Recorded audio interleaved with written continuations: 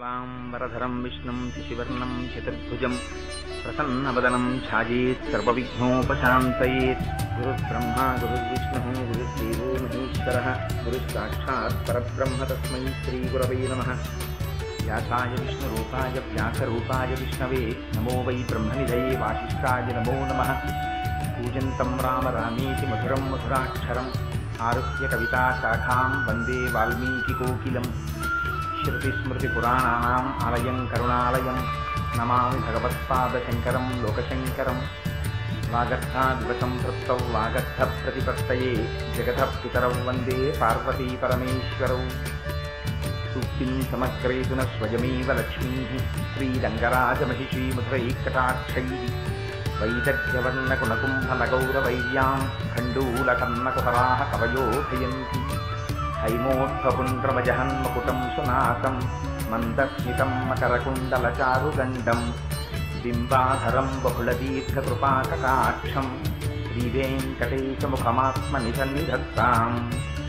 मनोजवं मरुततुल्यवेगं जितेन्द्रियं बुद्धिमतां वरिष्ठं वातात्मजं वनरयूथमुख्यं श्रीरामदूतं शिरसा नमामि।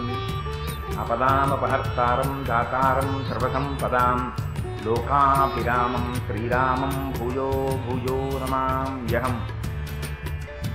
सिन्धूरारुणविग्रहां त्रिनयनां माणिक्यमौलिस्फुरत्तारानायकशेखरां स्मितमुखीं आपीनवक्षोरुहां पाणिभ्याम् अलिपूर्णरत्नचषकं रक्तोत्पलं बिभ्रतीं सौम्यां रत्नघटस्थरक्तचरणां ध्यायेत्परेदम्बिकाम्। हरि ओम। పరమేశ్వర స్వరూపమైన సభకు నమస్కారం. జగన్మాత అయినటువంటి లలితాపరాభట్టారిక యొక్క నిర్దేశకమైన కృపావిశేషం చేత సౌందర్యలహరి మీద ప్రవచనాలు ప్రారంభం చేసి అనుకోకుండా ఇలాంటి రోజు ఉదయం ఎందరో సువాసినులు ఎందరో పెద్దలైనటువంటి వారు వాళ్ళందరూ చక్కగా సుశాస్త్రీయంగా ఎలా చెప్పామో అలా వచ్చి ఎక్కడ నేను పొంగిపోయానంటే వీడెవడు, వీడి చెప్పడం ఏమిటి, మనం వినడం ఏమిటి, వీడి చెప్పాలా అని కాకుండా కేవలం ఒక్క మాట చెప్పినంత మాత్రాన ఎందరో జ్ఞానబుద్ధులు వయోవృద్ధులు కూడా పాపం చాలా సంప్రదాయంగా వచ్చి 4-5 గంటల సేపు ఎంత ఓర్పుగా కూర్చున్నారో ఇవాళ పూజలో.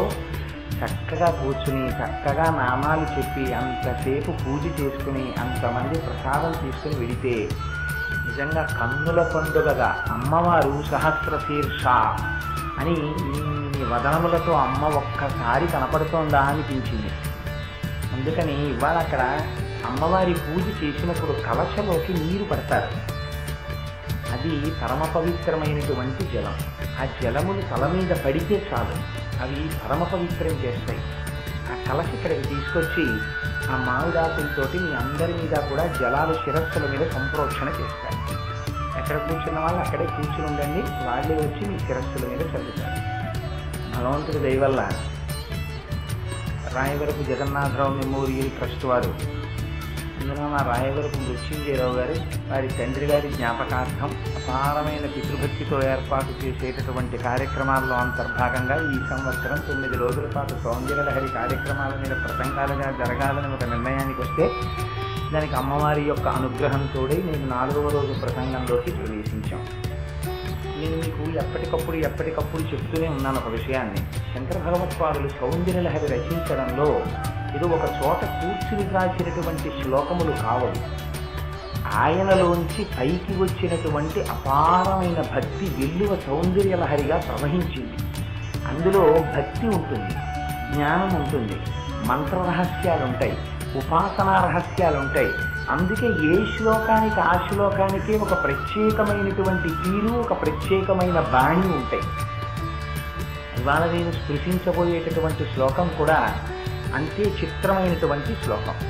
అందులో శంకర భగవత్పాదులు అంటారు, త్వయా హృత్వా వామం వపరుపరితృప్తేన మనసా శరీరార్థం శంభో అపరమపి శంకే హృతమభూత్ అని అదే తత్వస్వరూపం సకలమరుణాభత్రినయనం అని అందులో అంటారు, కుచాభ్యాం ఆనమ్రం కుటిల శశి చూడాలమకుటం. ఇది చాలా గమ్మత్తైనటువంటి శ్లోకం. ఆదిశంకరులు సౌందర్య లహరి రచిస్తుంటే అమ్మవారు సాక్షాత్కరించింది. ఎక్కడ? ఆయన హృదయ కమలంలో అమ్మవారు దర్శనమిస్తే ఆయన వ్రాస్తున్నటువంటి పుస్తకం ఏంటి? సౌందర్య లహరి. ఆ సౌందర్య లహరికి సంబంధించినటువంటి ధ్యానంలో ఉన్నారేమో. సౌందర్య లహరిలో ప్రతిపాదింపబడినటువంటి అమ్మవారు ఎవరో ఆ స్వరూపంతోనే తల్లి ఆయన హృదయ కమలంలో ప్రత్యక్షమైతే పొంగిపోయి శంకరులు స్తోత్రం చెయ్యాలి. శంకరాచార్యులు వారు ఒక విచిత్రమైనటువంటి శ్లోకాన్ని చెప్పారు. ఎంత చిత్రమైన శ్లోకమో చూడండి. అమ్మవారిని చూసి శంకరులు అన్నారు, అమ్మా తయా హృత్వా వామం వపురుతరి తృప్తేన మనసా. అమ్మ నిన్ను చూస్తూ ఉంటే నాకు కొంచెం అనుమానం వస్తోందమ్మా అన్నారు. ఏమిటి అనుమానం? నువ్వు పరమశివుని యొక్క శరీరంలో వామార్ధ భాగాన్ని స్వీకరించావు. శంకరుడు అర్ధనారీశ్వర స్వరూపంలో ఎడమ భాగాన్ని అమ్మవారికి ఇచ్చాడు. కానీ నాకు అనుమానం అంతా ఎక్కడొస్తోందంటే తల్లి, శరీరార్థం శంభో అపరమపి శంకే హృతమభూత్. నువ్వు దొంగతనం చేశావు అని శంకరులు అనరు. మొట్టమొదట ఏమన్నారు? త్వయా హృత్వా వామం. అమ్మ నాకు అనుమానంగా ఉందమ్మా, నువ్వు దొంగతనం చేశావు. ఫస్టే ఛార్జ్ షీట్ పెట్టేశారు అమ్మవారి మీద, నువ్వు దొంగతనం చేశావు. పోనీ అలాగని అమ్మ నువ్వు దొంగతనం చేశావు అని అనరు. ఎందుకని?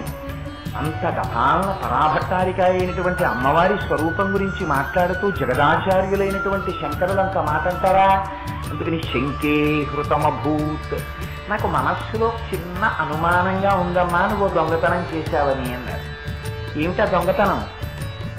శంకరుడు నీకు శరీరంలో వామార్థ భాగాన్ని ఇచ్చాడు. ఇస్తే నాకు దర్శనం ఎలా జరగాలి? అర్ధనారీశ్వరులుగా పార్వతీ పరమేశ్వరులు ఇద్దరూ నాకు దర్శనమిస్తే కుడి పక్కన అయ్యవారు ఉండాలి, ఎడమ పక్కన అమ్మవారు ఉండాలి. కానీ ఇదేం విచిత్రం అమ్మా, నీ దర్శనం నాకు కలిగితే నాకు అలా కనపట్టలేదు, నాకు మొత్తం నువ్వే కనపడుతున్నావు. మరి అప్పుడు శంకరుడి యొక్క సగభాగం ఏమైపోయింది? అర్ధనారీశ్వర స్వరూపంలో మరి కుడి పక్కన శివుడు ఉండాలి కదా, శివుడు లేడేమిటి? అది ఎలా అడిగారంటే, అమ్మా నాన్నగారు కలిసి వస్తారని పిల్లాడు అనుకున్నాడు అనుకోండి, అమ్మ ఒక్కతే వచ్చిందనుకోండి పెట్టి పట్టుకుని ఊరి నుంచి, ముందు అమ్మ వచ్చిందని పిల్లాడు సంతోషించాడు, అమ్మ నాన్నగారేది అంటాడు. అలా శంకరులు అమ్మవారి దర్శనం ఇవ్వగానే వెంటనే అన్నారు, త్వయా హృత్వా వామం. అమ్మ నువ్వు కానీ మా అయ్యగారి శరీరంలో మిగిలిన సగభాగం కూడా దొంగిలించేశావా అన్నారు. ఏమమ్మా మరి శరీరంలో కుడి భాగం శంకరుడు కనపడద్దు, అర్ధనారీశ్వర స్వరూపంలో కనపడటం లేదు అంటే నువ్వు దొంగతనం చేశావు అనకూడదు. అందుకని శంకే హృతమభూత్.